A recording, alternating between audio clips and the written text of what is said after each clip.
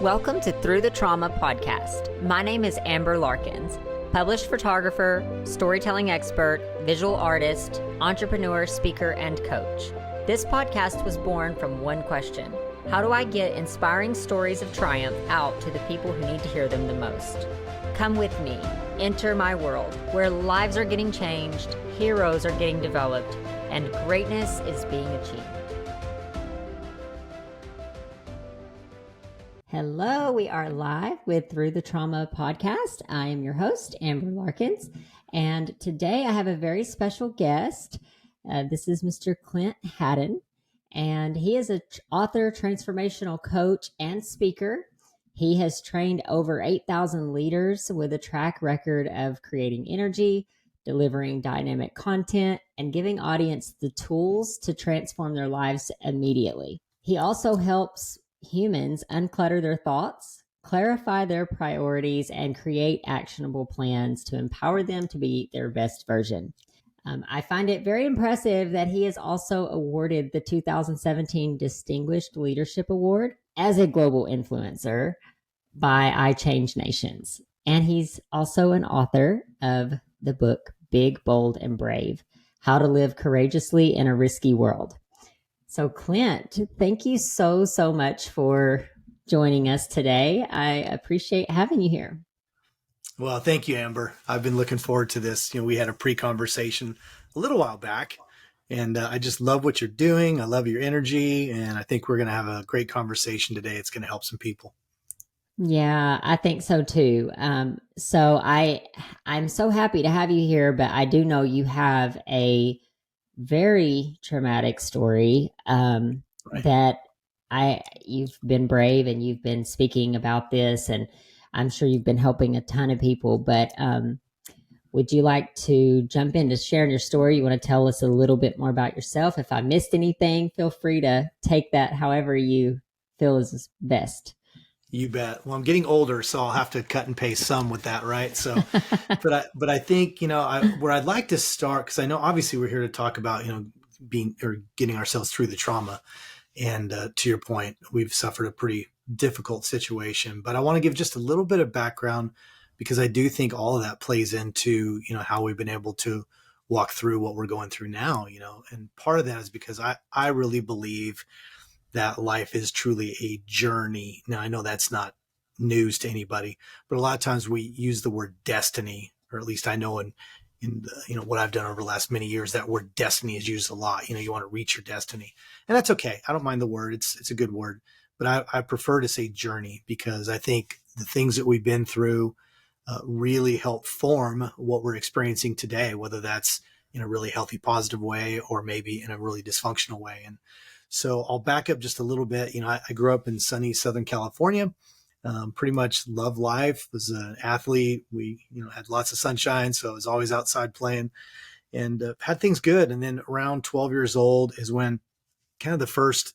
traumatic experience happened in my lifetime. My parents had been married over 25 years at that point. They had me very late, and my dad ended up having an affair. And ultimately that led to about a 2-year part of our journey. He moved in with this girlfriend and her son, who was just a couple years older than me. And over the course of that 2 years, it was just a really, really traumatic scene for me and my mom, because I had a brother, but he was 8 years older and he'd already moved hundreds of miles away. So it was just us. And she ended up, suffering from suicidal ideation. One thing, my parents have passed away, by the way. I'll just go ahead and say that now. I'm going to fast forward a little bit to honor them. We had a great relationship my entire adult life. They ended up reconciling a couple of years after this experience I'm describing, and stayed married for 65 years before they passed away about 8 years ago. But this was a really rough season. She had gotten married at 16, which we can't relate to now, right? That's very different. But she got married very early. And so she started drinking heavily. She ended up with suicidal ideation and tried taken herself out a few times. And 2 of those occasions actually involved me in a speeding vehicle when she had too much to drink. And we actually spun out at about 65 miles an hour on this little 2-lane highway, and fortunately just didn't hit any trees. And then another time with a handgun. So, survived that, but it definitely informed the way I dealt with, situations and issues. And so I started drinking, and doing drugs at a very young age. I was an athlete and, successful in at least in the levels that I played at, if I could say it that way. So, that kind of kept me centered to a point. I wanted to be able to compete, but it didn't change the fact that it was a very unhealthy coping mechanism that carried me into my adulthood. And ultimately, even into almost 30 years old, I'd gotten into the car business at 21 years old. That's where I was introduced to meth. A lot of times when people think of Mhm. meth, they don't necessarily think of a professional. Truth is, there's a lot of professionals that, suffer from meth addiction. And so I abused meth and alcohol in my 20s up to 30 years old for about 9 years. And during during that time, I'd gotten married. Amber, as you've already been able to tell in about the last 2 minutes, I was not prepared to be a good husband, and I wasn't. And so, we had a really rough relationship. Both of us had been through a lot of trauma and just didn't know how to cope with it. So ultimately, that ended up in a divorce. So at 30 years old, I found myself in a divorce, which I never thought would happen. I found myself just really trying to figure out, who do I really want to be? And then one day I literally just made this decision. I call them courageous decisions now, that I did not want that kind of a lifestyle to identify me. And I quite literally quit cold turkey. I just decided I'm not doing heavy drugs again. I'm done with it, and I'm moving on with my life, and I'm going to make something of myself. And it was also around that time, I'm a man of faith. I was actually a pastor for 17 years, which we can talk about later if you want. But ultimately, before I got into ministry, I just had made that decision that I really wanted to change. And so, those are all factors that kind of led into, I always had a degree of resiliency, if I could say it that way, even though I made a lot of bad decisions, suffered a lot of emotional pain due to a lot of those decisions and some things that just flat out happened to me. I still had a desire to live a good life, and want to be able to push through things and not allow those mistakes or those things that have happened to me identify me. So then we can fast forward and get quickly into where we are today. I ended up remarrying. We've been married over 20 years now. My beautiful bride, Amaryllis, and I, just an amazing marriage. I had 3 boys. They're Gabriel, Joel, and Liam. And, we had some ups and downs, during the last 20 years. We had a couple of uh, very premature births. My oldest son, Gabriel, was born at about 7 weeks early, 8 weeks early. And then my third son, Liam, was actually born 3 months early at 1 pound, Mhm. 14 ounces. So, went through some traumatic experiences during that time. But, our faith had a lot to do with fighting through that. And then I think there's just certain ways that we've approached life, which we will get into shortly, that I think have really helped move through that trauma. But we would face in 2019, the ultimate test for us. And that was my oldest son, Gabriel, became a pilot at a very young age. He was passion for it, but like 8 years old. And ultimately, by the time he was 16, he had some opportunities. He ended up soloing before he even had a driver's license, which is a strange experience for a parent. And then he got his license at 17, and life was good, Amber. Everything seemed to be going our way as a family, seemed to be, allowing Gabriel to fulfill this dream of being a pilot, and everything was just on track. And then about 3 months shy of his 18th birthday, he was just flying. He took a friend home. We live in Dallas. She goes to school in Arkansas. So it was, he was just getting hours, which was a very normal thing. And on the return trip, he ended up running into some unexpected weather and suffered from what they call spatial disorientation, which is unfortunately one of the most common things that happens to really any pilot, and typically will end in a really bad situation. And that's what happened with him. He crashed and passed away on September 23rd of 2019. So that, brought on trauma unlike anything we ever could have imagined as parents. Mhm. I can't even imagine. I've had other guests on my show, and I can't imagine what that would be like. I'm a parent of two, and I it's your worst nightmare, is what I would imagine it to feel like. Yeah, no, it's I'm not laughing because of what happened. I'm laughing because of the words you just used, because that's actually one of the chapters in my book is the worst nightmare, because that's what it is. It's absolutely the worst nightmare that a parent could ever face. And so, we were thrust, like anyone who has suffered a tragedy like that, and there's a lot of listeners that have, into trying to decide, how do we walk this out. And so, I think one of the things that we can launch out in that's going to lead us into, the transformation phase of what we want to talk about today. I had been a pastor for 17 years, as I mentioned earlier. Now, that did not give me any kind of an advantage, Amber, when it came to pain. The pain of losing a child is deep and very, very difficult to process. So it didn't give me an advantage of that. But where it did give me a slight advantage, I believe, is, I've been helping people for so many years. And oftentimes that included people going through various kinds of tragedies, including in some cases losing a child or losing, another loved one that really meant a lot to them. And so with that, I had seen certain characteristics of people that seem to walk through the trauma in I'm going to say reasonably healthy way, because it's never easy and we didn't do it perfectly. But I've seen healthier ways to go about it. And then I've seen, unfortunately, like you have and many others, where it didn't go well. And many marriages, especially with the loss of a child, end up in divorce, or families just kind of splinter and fall apart due to all the emotional trauma. And so, I felt like I had an advantage in that regard. And so the morning after Gabriel passed away, I found myself on the couch with my bride and my two boys, who at that time were 9 and 14. And, I just looked at them and I delivered the news, because my boys didn't know what had happened throughout the night. That's a whole other story and would take us too long to go through. It was a very long, awful night, and hence why that phrase worst nightmare is very fitting. But ultimately that morning, when they woke up, they came out and I had to deliver the news that their brother was gone. And of course, that was awful. But when they kind of finished the initial crying and the things that go along with, receiving that kind of news, I looked at him and I said, here's what we're going to do. And it was two things. One is we're going to choose to view Gabriel's death through his life. And what I simply mean by that, Amber, is, you can really have two perspectives when it comes to losing someone so close to you. You can have a death perspective or a life perspective.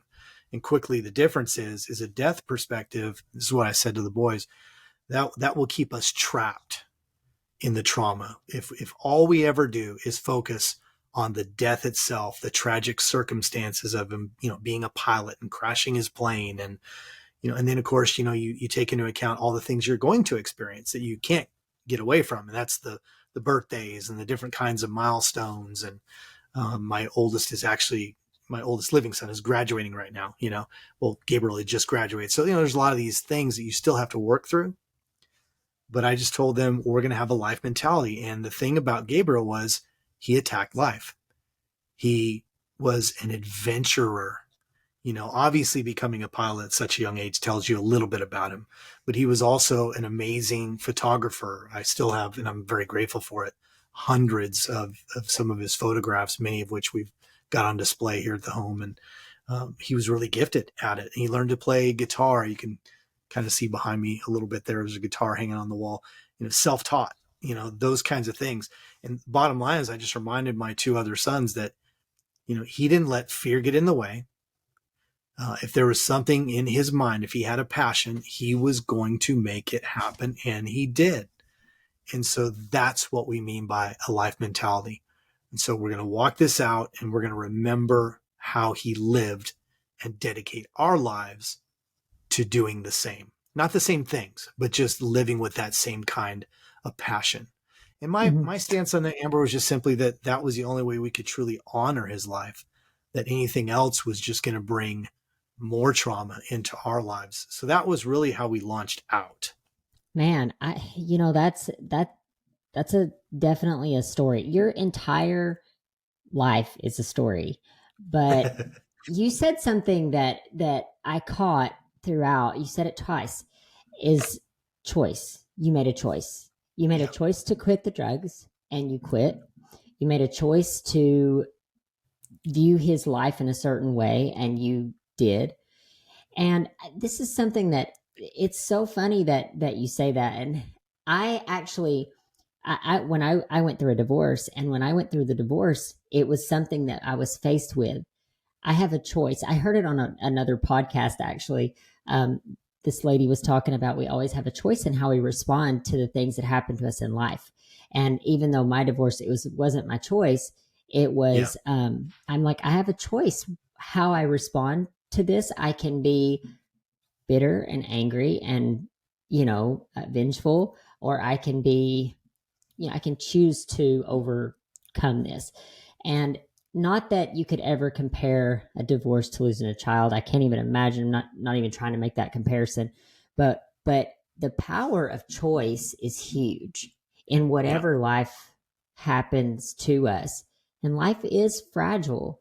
And we it's unfortunate, but it's like we all will come to that point eventually. And the beautiful thing about your son is that he lived life to the fullest. He Right. has he accomplished, like that happiness and that drive that he had and that he accomplished Yeah. was huge. And he might have Absolutely. done that in 17 years more than someone does in 70. So nothing comforts this kind of situation, but it is comforting knowing that he was doing something he loved, in the middle of this. And but I think it goes back to you as well. Like this whole thing with like I've decided, and you've led your family. It's not just that you decided, but now you've being the man of the house, being the leader of the Right. house, you've led your Right. family into this idea of like we're going to choose to do this. I think that's impressive, very impressive. Well, thank you. I mean, those are very kind words, and I appreciate that. I think much again, we're kind of back to the two decisions again, right? You really only have a couple. And so, when Gabriel passed away, again, even regarding what you just said and leading my family, there's two choices. I either curl up in a ball and let them just deal with it themselves, or I step up and do my part. And so that was actually part two. I'm so glad you said that actually, because let me just tell you what the second thing we did starting that morning. And that was, I looked at them all. And again, I did have experience as far as the grieving process, as far as just observing it and seeing what can happen. I told them, listen, we don't know what we're going to feel like from day to day. And that's still true to this day. It's only been a little over 3.5 years. You never know when a trigger is going to hit you. And when it's someone that close to you, you don't even need a trigger. I think about Gabriel every day. I mean, there's not a day that goes by that I don't think about him multiple times, but it doesn't always trigger necessarily what we would characterize as a negative emotion or a sad emotion. But I just told the boys, we don't know. And so what I did was I just told them, we're going to do this together, and effectively gave them permission and me permission and Emerald's permission that whatever emotions we were going to feel from day to day, week to week, and so on, that all of it was okay. But it was only okay if we did it together. And we couldn't allow any one of us to isolate. And so I can tell you, and again, I want to say to your listeners, especially those who have suffered a hurt, and if you don't mind, I do want to bounce back in a second about the divorce, because I think that is a really big traumatic experience. And I would like to add something to what you said, but you as a family, it's so easy for people to kind of go their own way and be worried about, you look like you have some joy today. I'm feeling really down today. I don't want to say anything because I don't want to trigger you, or I'm feeling good today and you look like you're not. And I kind of don't want to ask you how you're doing because I don't want to feel like you feel. There's some fears there, that can really play into things, but you have to know that, especially as a family unit, not talking about things and isolating yourselves is ultimately very destructive. Mhm. And what we found is being brave. Again, I'm going to use this term. I like to call them courageous conversations. So if you don't mind, I'm going to use that a couple of times. But, Mm-hmm. we've had to have a lot of what we call courageous conversations, which may be one day, I'm feeling pretty good, but then maybe my wife is looking kind of heavy. And so then I'll just ask her, how, and typically, we had a very simple way, or have had a very simple way of doing it. Just, how are you doing with Gabriel? Something that simple. And then we've been honest with each other. And sometimes, that's led to some tears.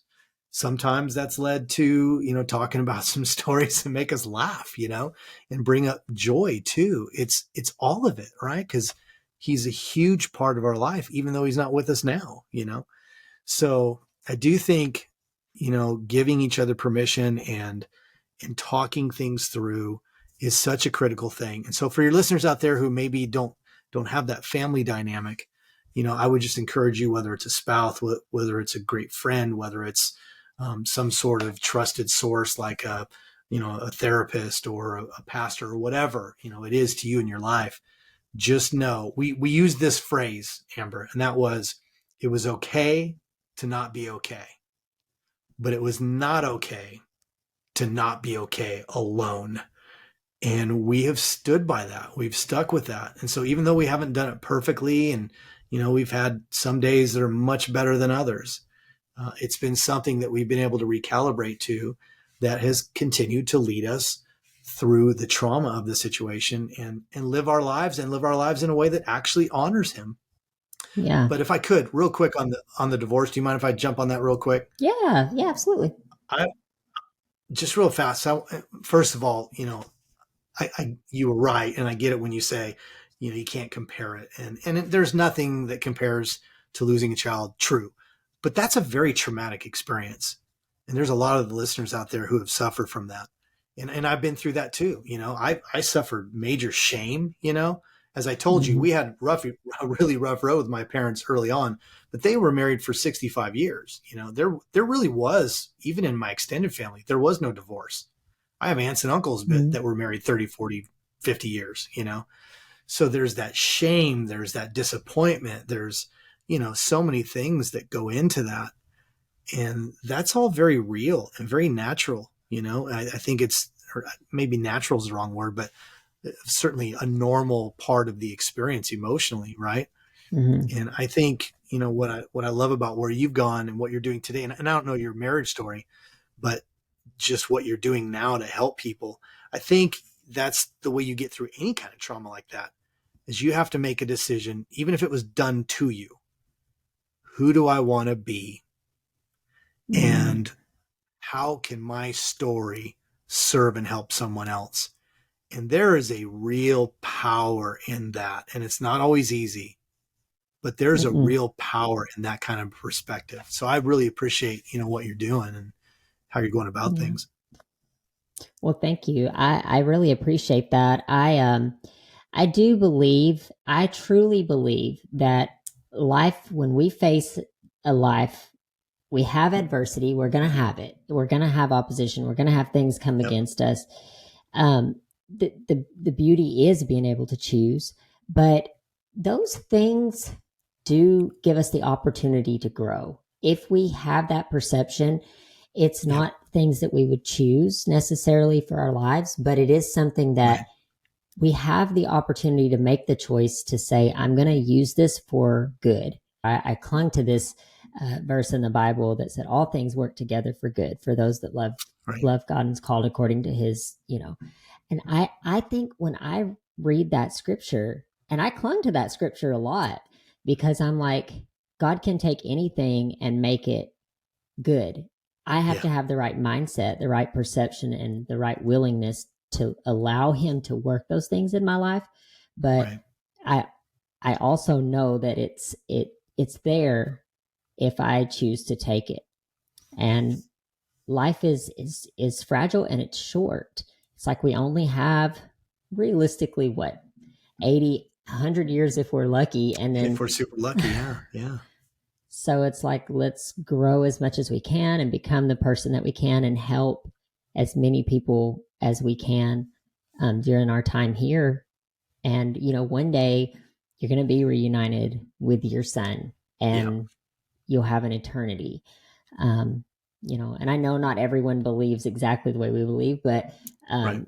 that that is definitely the way I see things, and it's comforting to know that.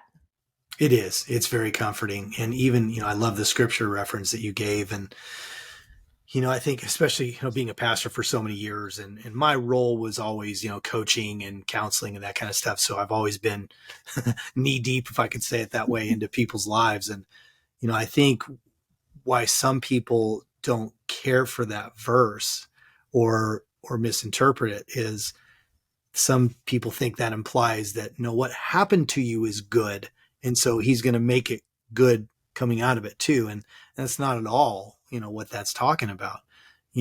Like you said, adversity comes, we don't get to choose it. And I know we signed up for a club that we never signed anything to sign up for, right? I mean, that was not what we wanted to be a part of our story. But that's exactly what happens is he takes what's a really bad situation and then he turns things into good. So it's not that, me losing my son was a good thing. It wasn't a good thing. It was a horrible thing. Your divorce, horrible thing. Those are horrible circumstances. And yet he will, if you allow, like you said, if you choose to have that kind of life mentality where I want to be a better human being for this experience and I want to help others through my experience, then he brings a tremendous amount of good out of it. Mm-hmm. And so it's not replacement. You're not replacing one thing for the other. It's not even an option. It's just you're taking what life has brought you and then you're doing the best you can with it to create something, whether you want to say positive or not. I mean, positive is a good word, but I think, to me, it's all about impact. If you want to make a difference in the world around you, then you need to choose to be someone who's going to take the knocks of life and find something in it that can become something that really helps people. Yeah, thank you for clarifying that. I always love talking scripture with people because we always bounce ideas back and forth. But yeah, I totally agree with you. Like in your situation, I think like how many other parents that maybe are going through this exact same thing right now need to hear you and need to hear you speak on it and need a maybe they don't have the family unit to lean on, and it's just now your story has created this impact that's helping other people through what they're going through, and it's a beautiful thing to take such a bad situation and turn it into something that really can help others. Yeah, golly, you just said so many good things. I'm just going to have to pick one so we can just have a conversation about it. But I think, as we kind of transition now, I think into the triumph part of our story, what does that look like? Is this, like you said, we really, I hate to keep saying this, but it does keep coming back to two choices. You always have two choices, no matter what we're talking about. And so I think what's so powerful is when you make this decision that, okay, I can either make choices and decisions where I'm going to grow from this. Because that's a lot of what you're saying, really, even though I'm using different terms, is if we have a growth mentality that no matter what I face, I can grow from it, I can learn from it. And then with that new wisdom that I have, I can apply it, and I can apply it in such a way that I can help someone else. That's a real motivating force, and in the death mentality that I described earlier. And again, I've suffered it myself. So I'm trying to be sensitive to anybody that maybe has gotten stuck in that. But you have to think about it in a very practical way, in my opinion. You said earlier, we only have so much time. If we're lucky, it is 80 to 100 years. Gabriel had 17. We don't know. We don't know. None of us are guaranteed past, even this podcast interview. And so I think the worst thing about not choosing that growth mentality and, what wisdom can I gain and what can I learn and how can I help people is that if you focus on that tragedy, if you focus on that pain, you're effectively dying Mm-hmm. before your time. And I know that's a hard thing to say. I don't mean that offensively to anybody that may be listening to this. But the truth is, if you're not intentionally living your life because of that pain from someone else passing away or just some really hard loss, you're experiencing the same death over and over and over again.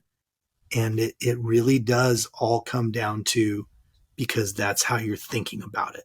That's the Mm-hmm. story you're telling yourself that you have to live this way now the rest of your life. And you don't. I Mm-hmm. don't care if you've been stuck for 20, 30, 40 years. You don't have to stay stuck. And especially when we start talking about losing a loved one, I know my son and most people, I think this would be true. If I could talk to him today, and if I did ask him, hey, do you want me to stay frozen in time and locked into my pain, or do you want me to continue to live life and do something to have an impact? And it'd be, come on, Dad, do it, go for it.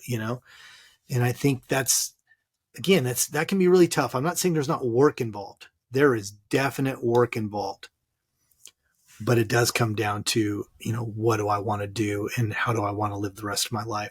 And to Mm-hmm. me, that's the triumph in my story, in our story. And be very frank. I'll be very frank about it too, Amber. The triumph has looked different depending on which stage we were in. Honestly, the triumph in the first few weeks was getting out of bed and just Mm-hmm. taking some steps and doing the things that we needed to do. There was triumph in that too. So it truly is a journey, and if you're not doing this perfectly or you feel like, oh my gosh, I've just made some decisions that have, not really led my life where I've wanted to go, let it go. It's okay. Just let that Mm-hmm. go and make a new decision. Mm-hmm. Yeah.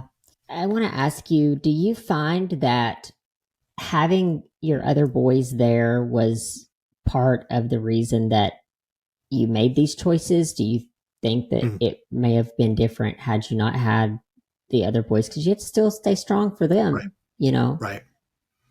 Yeah. No, I think, well, first of all, that's a profound question. It really is. I'm going to talk about my experience quickly, but then since this has happened, it's been 3.5 years. And because of what I've chosen to do to honor Gabriel's life, I've encountered a lot of people who have lost now. And especially since I wrote the book, I'm getting back a lot of, tremendous stories of what it's doing for people and stuff like that. The answer for me is absolutely yes. It was a factor in helping me move forward. Now, I do need to be clear that's not always the case. Sometimes that's not enough. And to me, that doesn't make someone a bad parent. Sometimes they just don't know how to process the emotional pain and they check out and go into severe depression and those things. And, if I could say it this way, I'm not trying to pat myself on the back, but I've been working on myself for a long time, Amber. you know, I've been in this growth mode for a very long time. And so, when this situation happened, I had a pretty high level of what you might want to call spiritual and emotional intelligence. I have a lot of practical understanding of that. And so, I've made decisions that have lined up with that. So, the responsibility I had to my boys was definitely a motivating factor for me. But if you don't necessarily have those foundations, then it can be really easy for that to become a trigger, actually, and pressure and send you in the other direction. And Mm. so I think, anybody out there that has experienced this, I think the lesson I would want you to know right now is I had to take care of me first. It may not sound like that the way we, kind of told this story, but really that is the truth. I had to be very true with my own emotions. I had to be willing to talk to my wife, to my boys. I made that commitment to them that they didn't just, you need to come to me if you're feeling some pain or if you're not, you're feeling a certain way. But meanwhile, I'm just going to go hide in a room when I'm feeling the pain so nobody can know it so I can look strong. It wasn't like that. I dealt with my own pain. I dealt with my own emotions first. And that really helped me be able to be in position to, help them through some things too. So Mhm. I say all that to just say, if you do have children, or maybe, I've talked to an awful lot that have lost their only child. I don't know what that's like.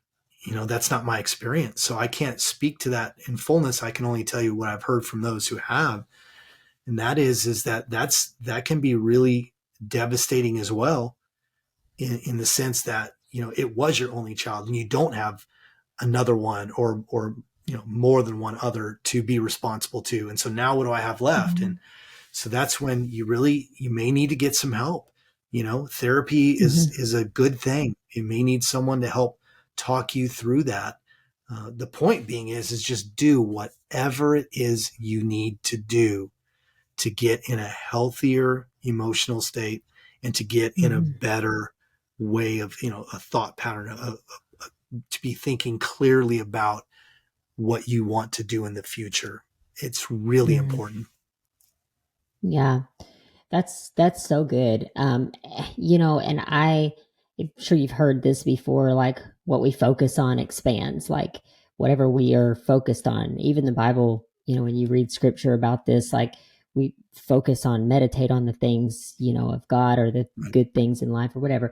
Like depression, from people I've talked to, and just the study that I've done through doing this project and everything that I'm doing, depression is one of those things that if we get it stuck in our mind that we're going to continue to just replay this. You said this earlier. Yep. You're Yep. replaying this over and over and over again in our mind. And if we continue to do that, it's probably going to drive us down that road of depression. And I firmly believe in therapy. I think everybody should have therapy at least once in their life. I mean, we all go through traumatic things, and That's right. there should not be a stigma around getting therapy. It's a great thing to help us get into that healthy place. And so I agree with you 100%. I love the advice of what you're giving people. And a big reason that I even really asked that question was because I wanted to know, for people that were listening, like how do you navigate that? I had a friend when I was in school, and she had lost a sister, and Mm-hmm. she said her mom was never the same after that, and it had affected her and her relationship with her mom. And it broke my heart. I can't relate to that. I can't fully understand it, but it breaks my heart. And my heart behind this whole project is just so that people they can understand. We don't know how we're going to respond to certain things that happen to That's us. right. um, so it's like you said, you got to get through it the best way you know how. And therapy or talking to somebody, isolation is the worst, I think. Absolutely. Yeah, I think you have to get, over this idea that there's something wrong with you. If you need to go talk to somebody, there's nothing wrong Mm-hmm. with you. It's not that you're broken, but everybody, we were created for human connection. That's why isolation is so dangerous. That's why it's a technique, right, that has been used over the years in some very evil ways, to, for prisoners of war and stuff like that. Extreme isolation will destroy your humanity. And Mm-hmm. so, not to be over dramatic with that, but, I do think it's really critical, again, especially within a family unit. I did an interview a while back, and it just happened to be, it was a licensed therapist. They'd been, I think, over 30 years, and had suffered through something pretty similar to what I had. So there was both of those things going on. And, here's someone who is classically trained, in the right ways to do it. But one of the things that she mentioned at the end, after just hearing about how we, especially, me and my wife, talking about it openly with our children and having those conversations, that she really felt like she needed to go back with even her adult children, because they're adults now from when their tragedy happened, and have some conversations now. Because what we don't recognize in those moments, sometimes we think we're protecting the other family member by isolating ourselves. Again, it goes back to that, I don't want to trigger anybody. But what you may be teaching your kids, and you don't recognize it, is that when they don't know what you're thinking and what you're going through and what you're feeling, but they are, that something's wrong with them. Mm, And it can mm. have lifelong consequences. So talking it out within a family unit, or talking it out within a marriage, or talking it out amongst really close friends, or going to a therapist, it's a very, very healthy thing. And there's nothing wrong with you. We all just need that human connection to help get through some of the traumas of life. Do you have any advice as far as finding a therapist that helps with these kinds of things? I feel like there is a time and a place for certain types of medication. However, I think some Right. therapists are quick to put people on medication. And again, like I said, sometimes it's needed, but sometimes it's overused. Yeah. So if you had to tell our listeners anything about, like finding the therapist, do you have any advice about that? Or Yeah. No, I think there's a couple of things, and this is really true beyond looking for a therapist too. It can be applied to a variety of different things, but there's probably like three things I think you could do when you're looking for a therapist. And again, this would apply to other things too. The very first one is interview them. I think anytime, whether it's a doctor or a therapist or whatever, sometimes we think because they have the placard on the wall that we have to Mhm. go in and we have to fill out their forms, and we're answering all these questions that they ask, but we're not really supposed to ask questions in return. So that's one thing, is absolutely interview them. Your point to me was very important, because we do live in a day and age where there's a lot of drugs being prescribed. And I would say the news and the data shows us that isn't always being done in an ethical way. Not that all doctors that prescribe stuff are that way. It's not that way at all, but there are some. So I think you just Mhm. ask the questions, how do you see drugs coming into this? Is this one of your first go-tos? I think you interview that person and ask them the questions that really matter to you. Don't be afraid of that. And if something comes up that you're like, no, that's a deal breaker, then you keep looking, right? I think a Mhm. second thing, and again, this is true with just about anything, is if you can find referrals. Now, I understand that one's a little bit trickier because a lot of people like to do this in private, right? And don't necessarily want anybody to even know that they're going to talk to someone. But it doesn't change the fact that's one of the most effective, tools you can have, is if maybe you ask a very small, trustworthy, confidential group of friends, hey, have you happened to heard of anybody? And you'd be surprised, or maybe you won't be surprised. A lot of times when you do that, you end up finding out we're not alone. We're not the only ones, and that other people have needed help too. And they actually do Mhm. know someone and can give you some really good feedback on that. So I Mhm. think, interviewing and then referrals. And then I think the third thing would be just simply, once you've done those two things and you go the first time, don't feel like you're committing to, like you're not getting engaged with this person to be married, right? It doesn't mean that you have to be with them forever. So if those first two things seem to be matching, just go have a session, go have a conversation, and then base on how that went, whether or not you choose to have another conversation. Man, that's some really good advice. I agree with that. And it seems so simple, yet still one of those things I think people ask about. But that's another great thing about here too, because I hope that people will be able to find referrals, and they don't even have to go ask. If they have, and everything being done online now, it makes it a little bit easier for us to find Yeah. people that can help us. So, is there any other like thoughts or things that you have, any other resources that you'd like to share?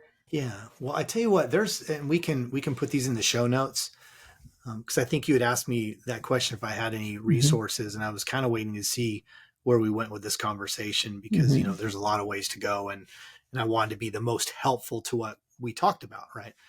There's a few books that, even though they don't speak directly to my particular loss, they're incredibly um, healthy and helpful in just developing that emotional intelligence and that growth mentality that we were talking about earlier. Um, I think two really come to mind immediately. I may share more with you for the show notes. but one is a book called Boundaries. And that may sound like it's coming out of left field, but if we don't know how to have healthy relational boundaries with ourselves, with one another, with our spouses, with our extended family, it's going to impact every area of your life. And it's certainly going to be a difficult challenge when you face really hard circumstances if you don't know how to have boundaries. So it's a book called Boundaries by Doctors Cloud and Townsend. It's not a new book. It's been around many years. I actually read it originally, probably close to 20 years ago. And funny enough, I actually picked it up last week and started looking at it again because it's just got such great tools in it. And I use it, as a coach as well and helping people with transformation. But that's definitely one really great book that can just help you overall. And then the second one that comes to mind now, you should know this. I didn't say this earlier, but I'm kind of a neuroscience geek. So there's a lot of ways we could have went with this whole mindset. And, the truth is, you alluded to it earlier, the way we think about things has a massive impact in the experiences we have in life and what we receive in life. And that actually is scriptural too. And so there's a book called Who Switched Off My Brain? I don't know if you're familiar with it, but it's Dr. Caroline Leaf, Who Switched Off My Brain. And she's a neuroscientist. For those who this will matter to you and you'll think it's important and others won't think it's important, but I'm just saying she is a believer as well. So she's a neuroscientist, but she's a Christian.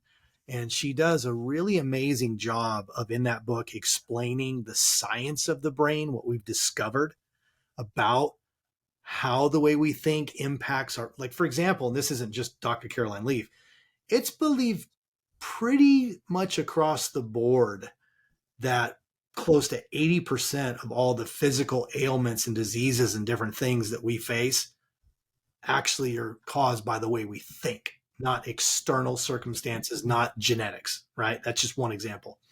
But what she's great about, and why I'm suggesting this book, is she's able to take some really complicated science and break it down into some very simple terms to understand. And more importantly, not just understand, but how to apply them. And for those who are believers too, she adds a lot of scriptures in there, because what may surprise some people is the scriptures are not anti-science. God is not anti-science. He created all of it. And it's very interesting when we look at the science of the brain and what they're learning very much parallels a lot of what scriptures say. So that's another book that I think is incredibly helpful just as a whole person. Mm-hmm. I think so too. I agree with you. The more that I learn about the brain and science and energy, that was one thing for me. It was like energy, which is a whole nother rabbit hole to go down. But right. But it the Bible talks about this. So it's Absolutely. funny how scripture really aligns. And then so tell me just a little bit about your coaching, your transformational coaching. Would you classify yourself kind of, or that as a therapeutic modality?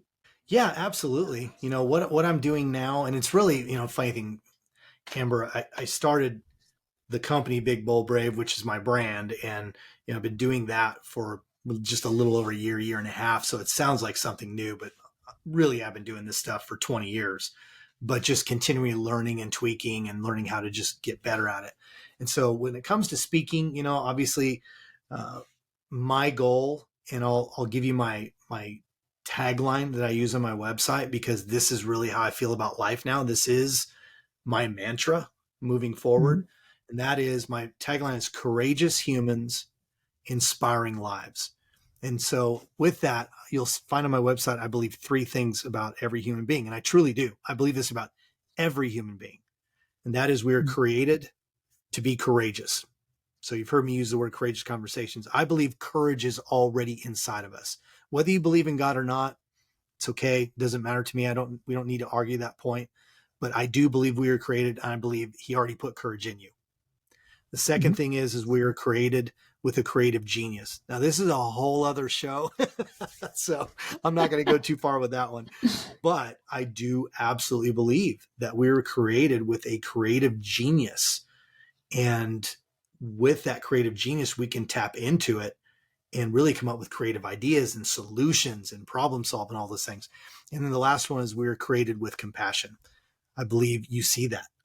We see it happen, when someone, runs into a burning building to pull someone out at risk of their own life. And you'll hear someone ask me, well, why did you do that? You're a hero. And they'll go, I'm not a hero. Anyone would have done it. Why? Because courage was already in there. The creative genius gave them the way to figure out how to go be a help in the situation, and compassion drove them to help another human being. Right. So I think all three of those things come into whether I'm speaking in front of an audience, because I do corporate speaking, I speak at churches. I have a lot of different talks that I can hit on different levels, but everything comes down to really helping people become courageous and not just want to look at other people as inspiring, but to make a decision and go, you know what? I want to live an inspiring life. I want to inspire people too. And those are the people that I really want to connect with and help you get over fear, help you get over, a lot of times it's just your mindset is stuck in old patterns, or sometimes you just don't, know the right steps to take. And I've discovered usually it's right inside of somebody. So whether I'm doing something in a collective, larger group, or whether it's one-on-one, to your point, yeah, it actually can be therapeutic because it just helps people see things a little bit differently. It helps them see things that are inside of them that maybe they've ignored, and that creates change, that creates momentum, and therefore it becomes transformative for them. So would you say, say someone was struggling through maybe a loss or depression, would you be the right resource to talk to them? You're coaching? That's a little bit of a tougher question in that it's really going to be circumstantial. I think if someone is really in a deep, depressive state, really struggling to just get out of that, then that's where I would always defer to a professional. I think that's where professional help is needed. And we've incorporated that in our family too. This, again, everything I'm describing to you guys, it's how we live. It's a real thing. That's another thing about me is when I speak on stuff, it's because this is how I live. It's not some theory that I heard about, but we didn't do it perfectly. So part one of that question would be, if you're really in the throes of deep depression and that kind of stuck, seek a professional. If you're someone who is not in that state and I really want to do something significant with my life, I want to break some of these patterns, I want to live without being in fear all the time, I'm your guy. I just wanted to clarify that for people that might be interested in what you're doing.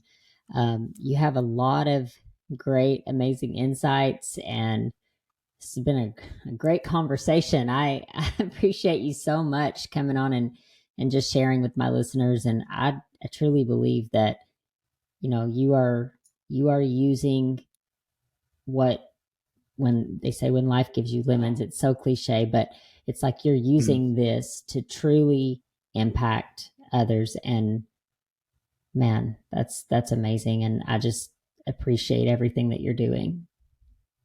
Well, thank you. Those are kind words. And once again, that's exactly what you're doing. That's what this show is all about. And I would, again, encourage those listening to this, because you and I don't know when they're going to hear this, right? It may be even months down the road that you can live the same way. We're not special. Yes. We're not unique. We've just made a decision. That's right. It all comes down to that decision. Thank you for listening to Through the Trauma podcast. If you have found value in this episode or believe in the mission behind what we are doing, please subscribe so that you never miss any future episodes. Also, be sure to check out our transformation project at transformationthroughtraumaproject.com, where we help inspirational stories get heard on a larger scale through multiple platforms. If you know someone who can benefit from this episode, please share it with them. Until next time.